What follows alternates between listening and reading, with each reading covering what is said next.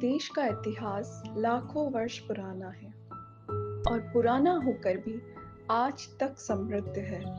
भारत की मिट्टी में ऐसे ऐसे रहस्य छिपे हैं जिन्हें देखकर, जिन्हें महसूस करके हम आश्चर्यचकित हुए बिना नहीं रह सकते।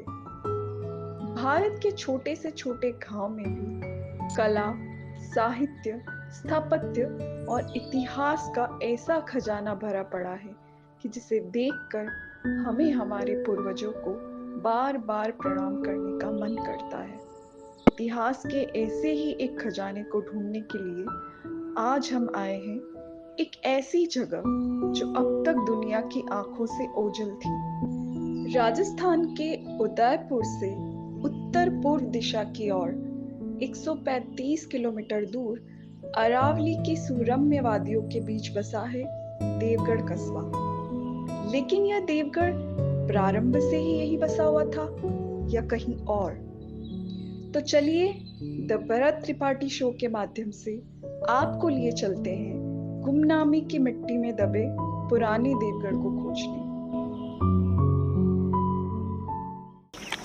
वर्तमान समय में देवगढ़ कस्बा जहां बसा हुआ है उसकी स्थापना रावत द्वारकादास जी द्वारा 17वीं शताब्दी में की गई थी। उससे पहले जो देवगढ़ के निवासी थे वो मानपुरा नामक स्थान पर रहते थे, जो देवगढ़ से 2 किलोमीटर दूर है, जो कि वर्तमान में बिल्कुल उजड़ चुका है।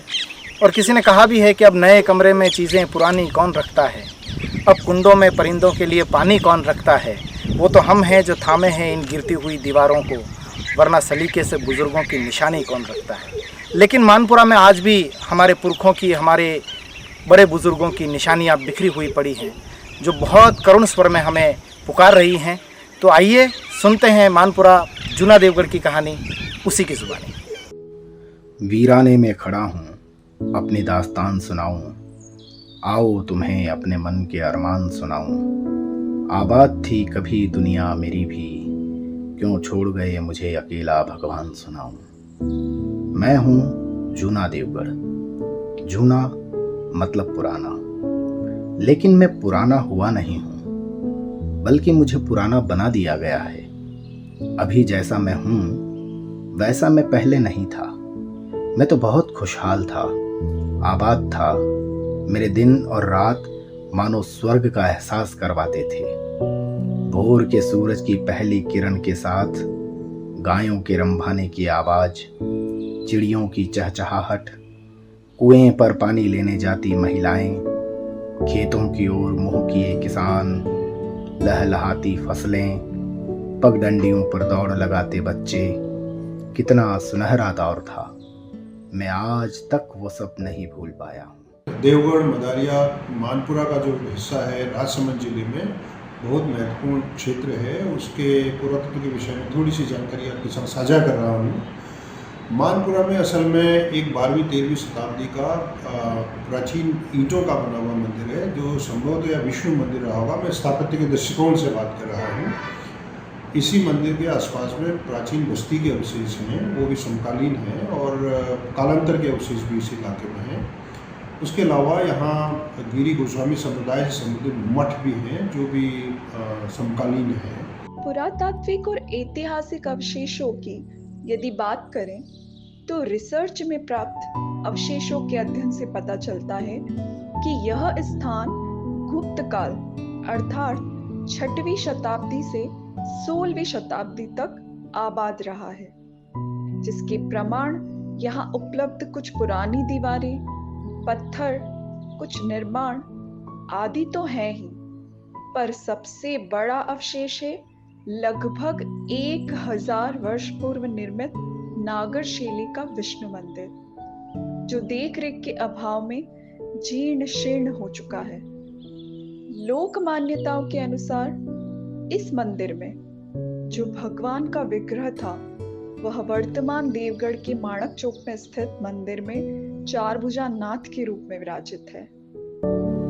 यह पुराना देवगढ़ 1500 वर्ष पुराना है और लगभग 1000 वर्ष तक आबाद रहा है। हमारे पूर्वज यहीं से चलकर वर्तमान देवगढ़ तक पहुंचे, लेकिन किसी ने भी वापस मुड़कर इस गांव की थाह नहीं ली। किसी ने वापस आकर नहीं देखा कि जहां हमारे पुरखों ने अपना खून पसीना बहाया, जिस जगह को आबाद रखा आज उसका क्या हाल है। पर हमें और हमारी पीढ़ी को हमारी इस विरासत के बारे में सोचना चाहिए। एक और अधिक गहनता से सर्वेक्षण करने की आवश्यकता है। सब चीज़ को अच्छे से रिकॉर्ड करके मानचित्र में लाने की ज़रूरत है। तो मैं भरत जी त्रिपाठी को धन्यवाद देता हूँ कि वो बहुत अच्छा काम कर रहे हैं, इन सब चीज़ों को जन सामान्य के लिए प्रकाश में ला रहे हैं, ताकि इस जगह का ऐतिहासिक महत्व सारे लोगों को पता हो। और ये बहुत सुंदर रमणीय पर्यटक स्थल भी हैं। ये इन जगहों में पर्यटन की बहुत अपार संभावना है।